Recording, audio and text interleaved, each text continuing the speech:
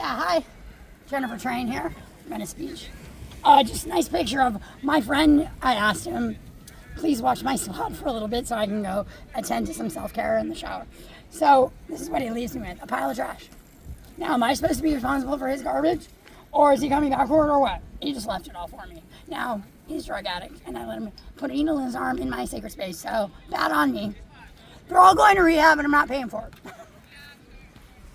Anyway, it's okay, he's schizoaffective, so he can't help it, he has Asperger's. So this is my little hovel. I've been homeless for over 5 years now. Sorry, I'm really hot. Not in that way. I've been homeless for over 5 years now. We all have different stories. Homelessness has a lot of different faces.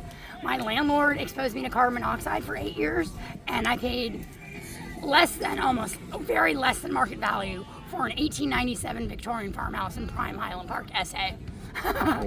Yeah, about 10 years ago, the New York Times wrote an article on how Highland Park was the best real estate investment in the country. So when he bought the place in 2005 for $550,000, it's worth about $1.3 million now. So of course he wants me out. I'm in the bottom, and it was a 2,000 square foot, 3-bedroom, 2-bath, fully renovated Victorian farmhouse. And I was paying just over $1 a square foot. So he really wanted me out. And he willingly, knowingly, and negligently exposed me to carbon monoxide for 8 years so bad that I lost my career in real estate. I couldn't even hold down a job maintaining my friend's Airbnb vacation rentals. Like, basically, I couldn't even handle 20 hours a week scrubbing toilets because my house was poisoning me. So anxiety and depression, that's one of the symptoms for long-term exposure. Short-term exposure you hear about on the news when someone lights a cigarette or, and then the whole family explodes in the house. That's short-term. Long-term, anxiety and depression, long-term exposure to carbon monoxide. Anxiety and depression, chronic fatigue because your body is not getting oxygenated, your blood is not getting oxygenated. And then this is the one I'm gonna get them on. Early onset dementia. So being exposed to carbon monoxide long-term basically means to me, early onset dementia means my brain could just go kaput at one day. And I would have to be careful around the clock. Like I may not be able to feed myself or use the bathroom. I don't know what that means, early onset dementia. It means a lot of things to me, memory loss, not knowing where you are, not remembering things, living in the past. I'm not sure, but I know it's not good. And he willingly, knowingly, and negligently exposed me to carbon monoxide. So I'm going to try and make a positive out of this experience. And you know what? I wouldn't change it for anything. Honestly, if I can get an apartment in Santa Monica, a studio apartment, that now probably, what would you guess a studio apartment in Santa Monica goes for? $3,500? $3,000? Around that, yeah. 28 to 33? Yeah, yes. 28 to 33? Mm-hmm. If I can get a foothold in Santa Monica in LA County for how much? Free? $100? Because of my mental health? Sure, diagnose me as bipolar. I don't think I am. I think it's actually more has to do with the carbon monoxide. My mental health issues, I think, have more to do with the exposure to carbon monoxide. Did you talk to 𝗦𝗧𝗥𝗡𝗘𝗘𝗧𝗦 about housing? Yeah, I have talked to 𝗦𝗧𝗥𝗡𝗘𝗘𝗧𝗦. I'm on their list. They are looking into the LEED program for me. Okay. Which is the project. It's like a Project Room Key in Santa Monica. And it's a Santa Monica police officer. There's a Santa Monica police officer writes you the referral for the hotel program. Careful at the turns, guys. Careful at the turns. You've seen a lot of accidents there, right? Yeah, and now the electronic bikes have a GPS that's locked into their GPS where it makes the bike slow down. Oh. So they're losing power and they're right behind me going, hey, we're losing power. But at least they're not crashing. And I see moms with the kids on the handlebars, in the seats. And I'm all, hell no, I could never do that. I would make the dad drive the kid because I would crash. I don't know. Maybe it's because I have attention deficit disorder. I would be like looking around and I would crash and kill them. Have you seen some accidents on that curve? Oh my God, I hear them before. I see them. That's a very dangerous curve. Oh my God, you just hear the skid of the stand. It's really dangerous. I just saw a guy fly through there on a fixie bike. But he knew what he was doing. My heart is hurting though today because I know they're suffering, the kids, but I'm tired of it too. I was brutally raped and beaten out here 9 months ago. Did you know that? No. Yeah, like 9 months ago. In front of my Starbucks at 10:30 at night. I got snatched up. Is that why you left the area for a while? Yeah. Yeah. Careful at night. I know I wouldn't mess with you. And turns out Jesse White is wanted for murder also. And that could have been me. In front of my Starbucks. And you know why? Because my white friend, this little asshole, also a drug addict, took my bicycle and then took the skateboard that I was paying the kid $20 the next day for. So I did not have a vehicle to get home quickly up to the Horizon, near the Horizon bathroom where I was staying. And so I was walking and I was pissed off and I wasn't paying attention. And this guy came up behind me and snatched me. And I could literally hear the hair follicles, my hair being pulled out of the hair follicles. He snatched me up with such brute force from behind me. And I'm usually very aware of my surroundings. And like I said, it was 10:30 at night. You just never know. Out after dark, ladies and gentlemen, it is a different world out here. It is literally the wild, wild west. Everyone talks about Skid Row being scary. I did not have 1/10 the kind of violent acts that I've experienced or witnessed as I have in Venice Beach. Oh, by day, it's all happy families and kids and stuff. By night, no, you know what? The downtown gangsters, there's a gang called the DGG, the downtown gangsters. So they're affiliated with all the gangs in LA, and they run Skid Row. And it is dialed in tight. You can't sell dope on their block, like you can't do a lot of things. And if you're a weirdo, you get kicked the fuck out. And they come to Venice. They come all the way to Venice. And Pearl and Bullshit here. My first 2 years here, I watched them. And a lot of them they've spent 20 years in prison. Okay. Now, okay, it's nothing to brag about to have a criminal record, okay? So you're committing crimes, great. And you're getting busted, so you're a dumb criminal if you end up getting caught, right? I went to court-appointed rehab. And this woman, this black woman, she was about 3 times, it doesn't matter what color she was, but I'm just saying, this is a profile of the kind of violence that I've experienced. Women 3 and 4 times my size coming at me hard. And this woman was sitting down next to, I believe, someone who was on the staff of the program that she was in at Prototypes Rehab in Pomona, where I was court appointed to go. I did not know that I was getting court appointed to go to rehab in Pomona. I would never agree to that. But I was in county jail for 3.5 months on 3 stupid misdemeanor bench warrants because I was begging every single public defender to not put me back on the street to get me into some kind of a program.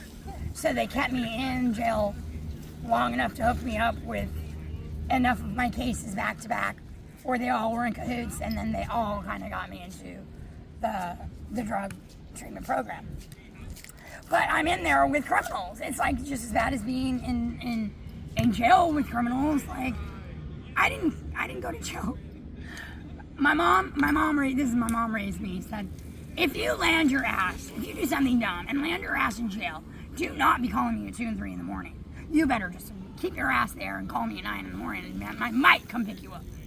That's how I was raised. Now, I made it till I was 51. And then I got busted trespassing right here on the boardwalk.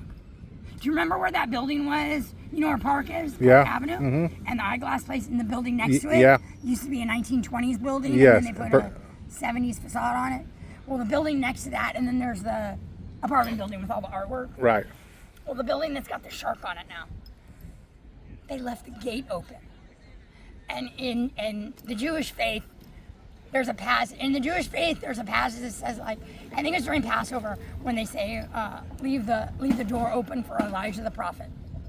And that's I was raised a Jewish family, so that just always stuck with me, that saying, leave the door ajar for the prophet Elijah. And so I would maybe get high or maybe not. Maybe I don't have a safe place to rest my head. But I would go prowl the alleys, dig through the dumpsters, maybe steal a piece of mail or two, usually just catalogs with pretty clothes or like travel magazines, that kind of thing. But I admit I have stolen mail from Venice Beach.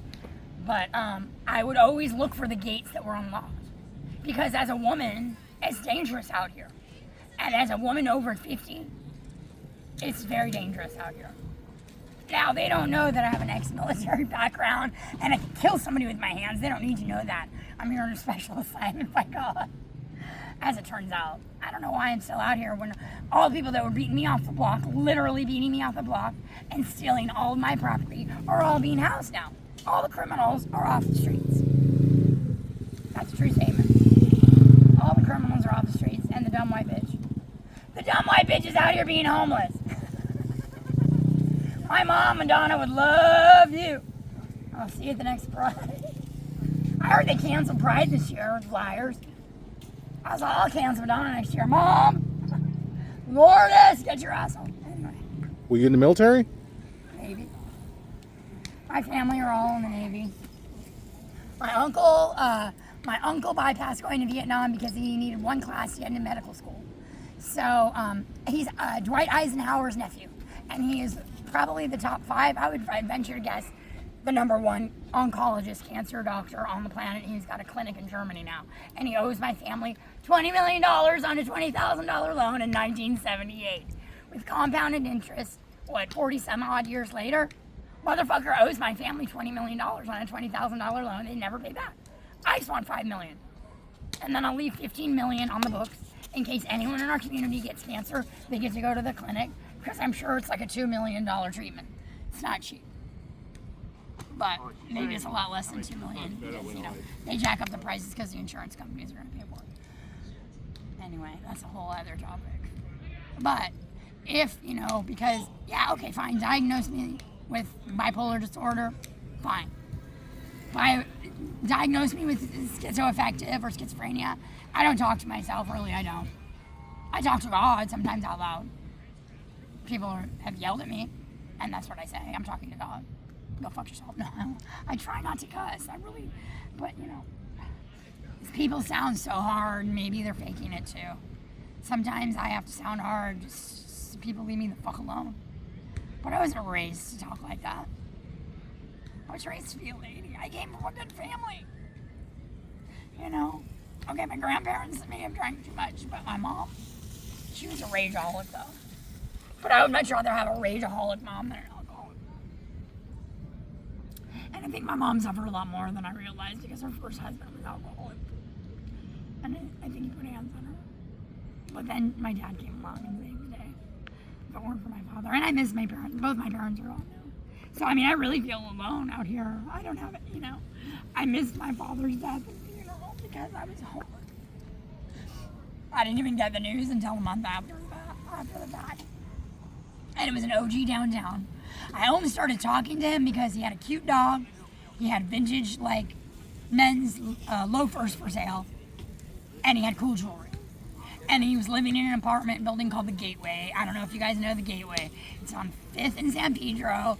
It's one of the older modern buildings and right in the belly of the beast. And I wanted to get up and see what his apartment looked like. But it turns out his cute dog, his neighbor told me, he threw against the wall. I think he killed the dog. Because the last time I saw him, I went back to that apartment. It's like a hoarder's paradise in there. You can't get in there, and he's got a pit bull in there that's shitting and pissing all over the floor, and you can barely get in there. And I do believe he probably threw the dog against the wall and killed the dog. Not accidentally, because the dog barked. But I wanted to get high. Oh, so he let me log into my Facebook account. And so I'm scrolling through, and my stepbrother Kim, who I barely talk to, but I love Kim. He's my favorite stepbrother. He's the only stepbrother I talk to out of the 3. Missed call from your brother Kim. Missed call from your brother Kim. And then I scroll back to August 16th or 17th. Your father has died. And I lost my shit. So I called, I FaceTimed my brother, and he told me what happened. And my dad, he was in assisted living already with his little dog, and he did something got up a ladder again and broke his other hip. When he was moving out of his house and going into assisted living, he went up a ladder and broke one hip. And apparently a hip break can send a lot of people. This sends a lot of people to an early grave because it's excruciating pain because that's all your weight is put on your hip. So then to have another hip break, they said he went into a rehab facility for that, and that I mean, the way my brother says, he says that he was there 5 minutes and he passed away, but he passed away surrounded by his kids and his grandkids and probably his great-grandkids. Yeah, I wasn't there. And I'm glad I wasn't there because I would have been hysterical. I was his 9th child and his baby girl. But I know I can, in my head, I hear my dad's voice going to my brother James, Jamie, where's Jen? Where's Jen? I think he was holding on because I wasn't there. But we're good. I talk to my dad all the time. I just make fake fucking cell phone calls. I'll be walking through Venice and I'm going to ring, ring, ring. Hey, Dad. Hi, Jen. And I'll do both. I'm working on voiceovers, so I'll do both voices. You know, I'll have a conversation. I'll be, hey, where's Mom? Oh, she's right there. Okay. What's she doing? Sewing? Oh, I got her sewing machine. Great. Or we can't talk right now. She's doing her work and I'm doing mine or whatever. Because I don't think it's, like, I don't believe in, like, contacting the dead and stuff like that. Like, I think once you pass, there's work for you to do to clear karma and your generational family karma and who knows what else is going on.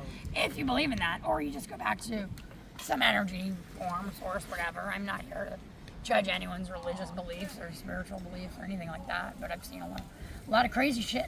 And I know that something's keeping me alive and it's not me. It's not me. Because I've literally spent the past month. Careful at the turns, brothers! It's Sandy. It's Sandy, be careful, Oracle. I'm just kidding. Careful of the sand, don't go too fast at the turns. Yeah, be careful of the turns. Yeah. Sensible, and got a helmet on. Oh, she's definitely not gonna crash. You see her boob hanging out? Her boob was hanging out. Have you been hanging out here alone? No, my friend June's there. When he's not there, it looks like he's there. See, look, pan over this. Looks like there's a body in there, but there's no body in there. I just invited this nice gentleman over here to join the enclave. The cops aren't fucking with us. But I had a guy yesterday posted up right here. He was hovering way too close. He was hovering like 5 different instances. He kept coming around and going out to the beach with his bicycle and then coming back and then sitting down and trying to engage me. And it's like, okay. I responded by saying, no thank you, I don't want to smoke with you. My friend just went to go get some stuff and he's coming right back. Thinking that might, no, he sat there. And then my friend was taking forever to come back, so I just got under my covers and turned my back towards him. And he just sits there, drinks his Diet Coke and eats his candy, which he left the wrappers. And a piece of glass is there too, I don't know. And is spitting, is hawking loogies and spitting. And I had to laugh to myself because I'm like, he's sitting right on the spot that when the bathrooms are locked and I can't get in there because the people are posted up there not paying any rate, hourly or fucking nightly. I piss right there where he's sitting.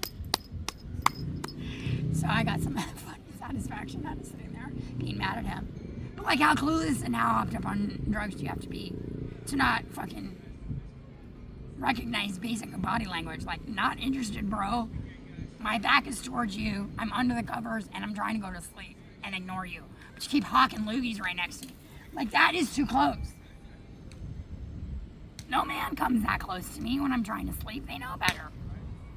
And if they do, I would eventually said, but see, I don't want to piss off the wrong person. I didn't recognize them. And there was a girl, Carol, right out here, who got her brains bashed in. Did you know Carol? I'm not sure. Blonde woman. Used to go out with Ricky. I can't place her. Anyway, she isolated herself. She got her brains beaten out of her one morning. They lifted her head up and her brains fell out. She died? Yeah, she was killed right there. The pagodas. They found her right behind the pagodas. Yeah, you know the pagodas that are all gated up? Mm-hmm. She's asleep right there apparently. I thought she slept out here on the beach where it was more isolated, but it was right there. Someone fucking dashed her brains in. And, you know, poor Ricky, I mean, they were both really bad drug addicts, and they used together, but she was being preyed upon by all the shoreline crips out here. A lot of the shoreline crips were preying on her. Plus other, I think, black men, you know, just beautiful, blue-eyed blonde, you know. all-American girl, looking like girl. She was a total bitch, though. I mean, she was harsh. She was harsh. And was really mean to Ricky. Ricky ended up committing suicide because everyone thought he did it. He didn't do it. I don't think he did it. I don't think he did it. But I think he had so much guilt and shame. But she was troubled, but, you know. Someone should have just stuck a needle of fentanyl in her arm and let her go in like 2 minutes peacefully. They didn't have to bash her brains in.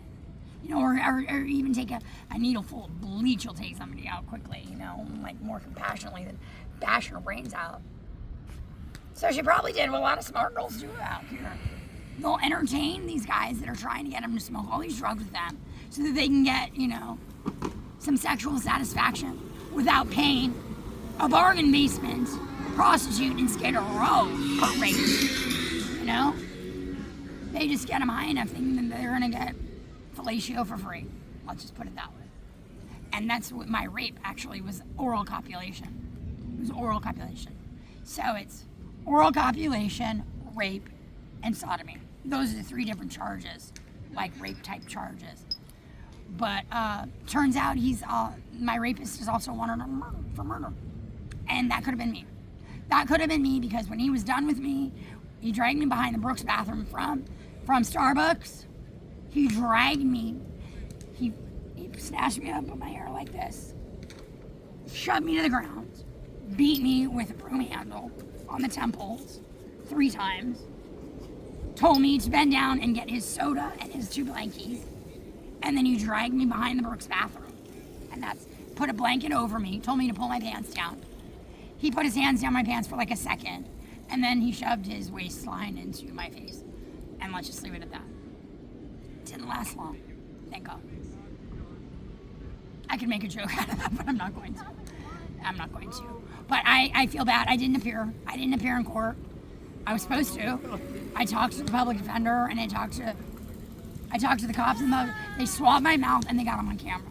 So I think that's enough evidence to prosecute and to get him on some charges. But he's also wanted for murder. So, I mean, as soon as the rape case is over, he's just going to still sit in county waiting for his murder trial, you know? But anyway, after the fact, he dragged me out and took me to where he was sleeping that night, which is where I just passed him like an hour and a half earlier, burning palm fronds. And the police department and the fire department had already been out where he was burning the palm fronds at the Park Avenue Pagodas.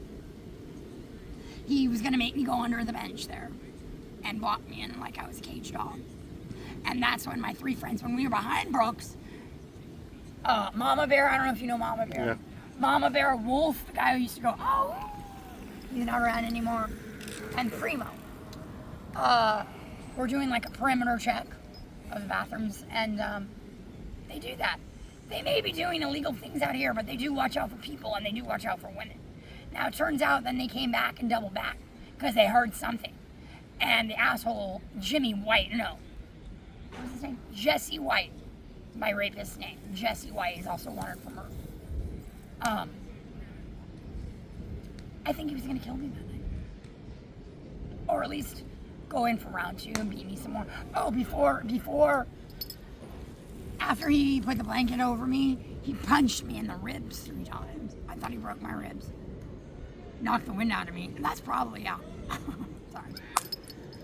Not funny. But, I mean, I've been assaulted so many times, it's not even funny.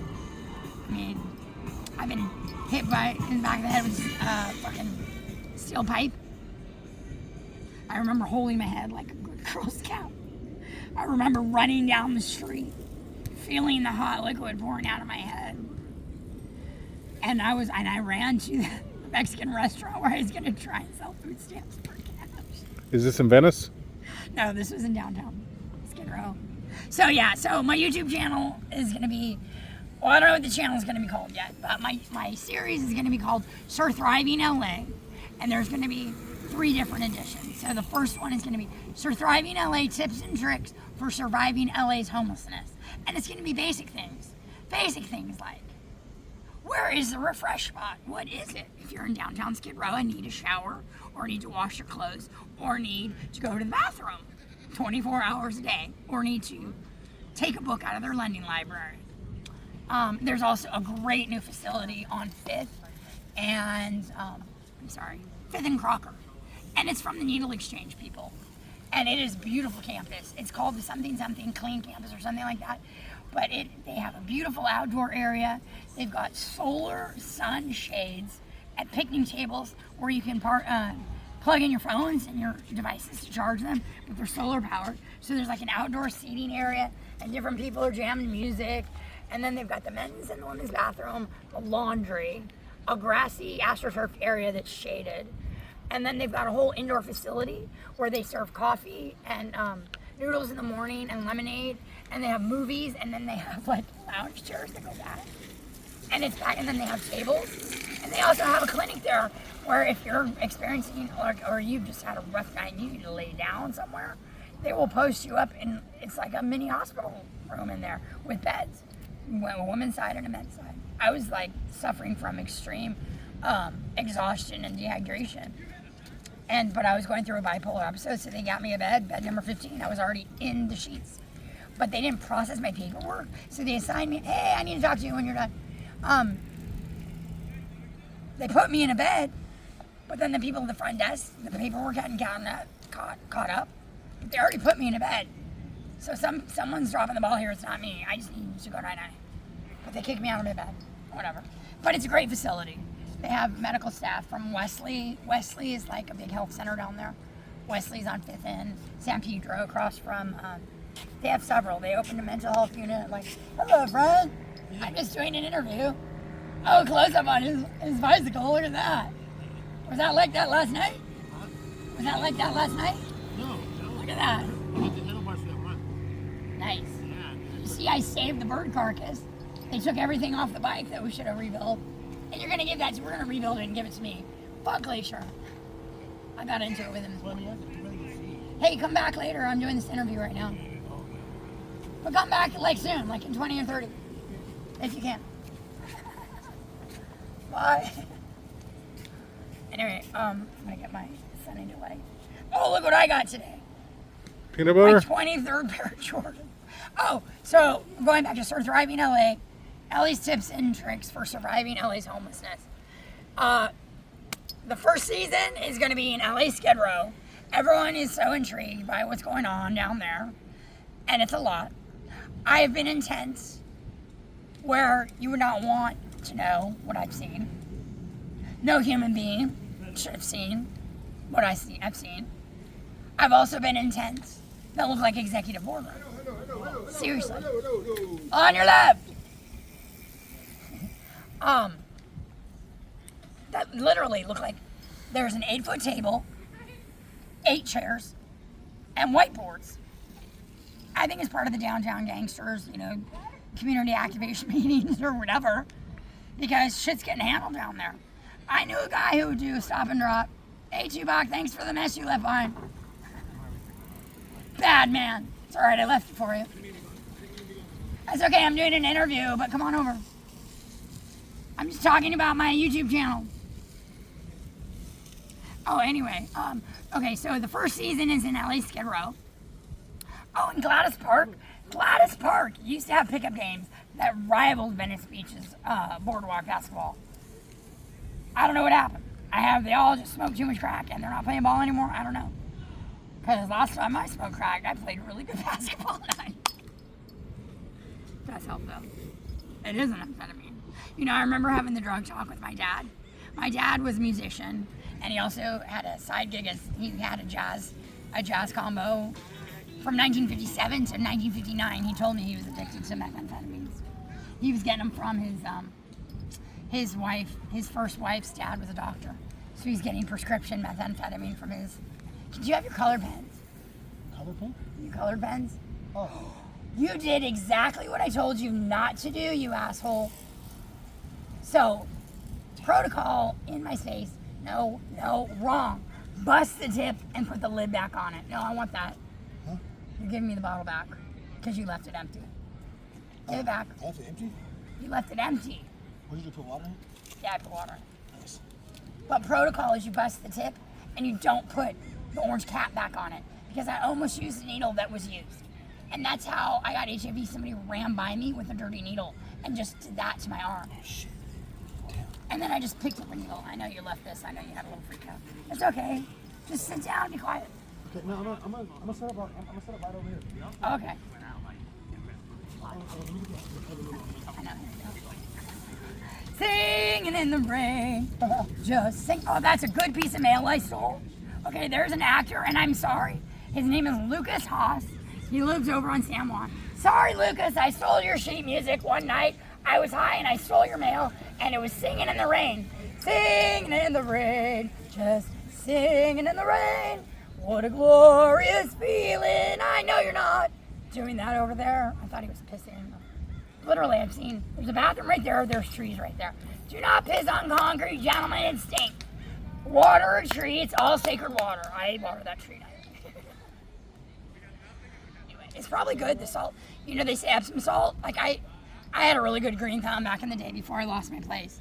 I had a huge compost. I made a garden bed out of railroad ties, and I had kale that was like 4 foot. My best plant, though, was my tomato plant that grew out of my compost pile. Because I guess it was like the strongest, it was like Darwinism at work. It was just came out of a compost pile, but it was seeds from a tomato that I used. And then I threw in the compost. And it was like the strongest one survived and it thrived. It was like fucking big juicy tomatoes. They were so good. Anyway, I was getting my punch. But yeah, this is my little hovel right now. It's kind of a mess. I'm in the process of cleaning it up. But the cops are being extremely lenient with me. They know my history. They know I was raped out here. They know that this is a much quieter area for me, even though it's not that quiet because of all the vehicles that come by all sorts of times of night. Kids from out of the area come and they rent those things, and at 3 in the morning, you know, they're screaming. Like, you should only scream like that if someone's getting hurt. Because I just go on high alert. Anytime I hear someone screaming like that, I just go on high alert, and I never sleep. I don't remember the last time I slept more than 3 or 4 hours, honestly. It's been like a month. That's not good for my mental health. What's up, June? This is Judy June. He's my safety team. We're cleaning it up, I swear to God. I will afford a mortgage here. As soon as I get Charlie Chaplin's estate back in order. That's my great-grandfather, Charlie Chaplin. Did I tell you that story? I'm the bastard great-granddaughter of Charlie Chaplin. The only paternity lawsuit that stuck. Yeah, if you go to the LA Superior Courthouse on the 4th floor where the family law is, where you get like divorce papers.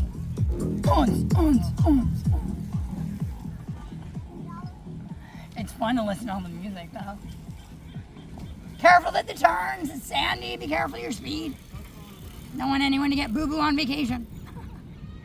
Oh, when I first came out here, I used to yell at the Eurotrash who were smoking and putting their butts out on the boardwalk. I mean, there's a goddamn trash receptacle 25 feet away from each other. As I was sweeping up their butts, though, I would still sweep. I had my broom and my little thing, and I would chastise them as I was sweeping up after them. And Shoreline, the black gang out here, sent some people out to come get me and check on me. Because I was ripping them a new one. They were like, there's a crazy white lady on the beach. You gotta go check her out. She's yelling at the tourists. I had a woman come out of her hotel room. I saw her going with her mom. And she had a posh English accent. Turns out she was a Welsh barbarian just like me. But it turns she came out. I pissed her off. We were having a shouting match. She was at the top of that. See the brick one with the mural? Yeah. That one. She was up there in the top. And I got her and her mom to come down and upwards with me. And then we found out that we were both Welsh, so she's working in London, so she's got a posher accent than the one she was raised with, but it was funny. But it's like Charlize Theron. You know Charlize Theron, the actress? Charlize Theron. She won an Oscar for that movie Monster. Mm-hmm. She's actually South African. A lot of people don't know she's South African. Because she, you know, has a perfect American accent. She's an Afrikaner. Would you bring me more drugs? Oh, bow wow. Yippee-yo, yippee-yay. I want that shirt when you're done with it. Who is that singer? Who's that singer? Looks like Lil Wayne. I love Lil Wayne. Lil Wayne visited me in county jail, believe it or not. They gave him a conjugal visit. He bumped me up against the wall. No, I'm just kidding. That's a joke. No, but he has been banging my mom, Madonna. What if I told you? This would be a good mashup, even if it's not true. What if I told you that Madonna was my mom and Arnold Schwarzenegger was my dad? Wouldn't that be a good one? That would be a good one. I gotta fact check that one. I gotta get my dates right, and then I can tell the lies. Because wouldn't that be a good one? I've got the whole story too. That could be another episode. But anyway, thank you, Venice Beach. You've saved my life and ruined it in many ways. It's a good thing I know how to crucify and resurrect myself. I cycle in and out. But my name's Jennifer Train. Look forward to my YouTube channel, yet to be unnamed, but Thriving LA. LA tips and tricks for surviving LA's homeless situation. Thank you very much. Bye. Oh my wedding dress. Look, it looks like a corset. Doesn't it look like a corset? Let's see. Hey. It sure does. Put a little strap around it. Right? This could be my new profile picture. This is Glacier. This is Glacier dry humping that passed out woman. Who does that shit? Glacier. Bad boy. I'm gonna walk to the bathrooms real quick. Okay, I'll see you tomorrow.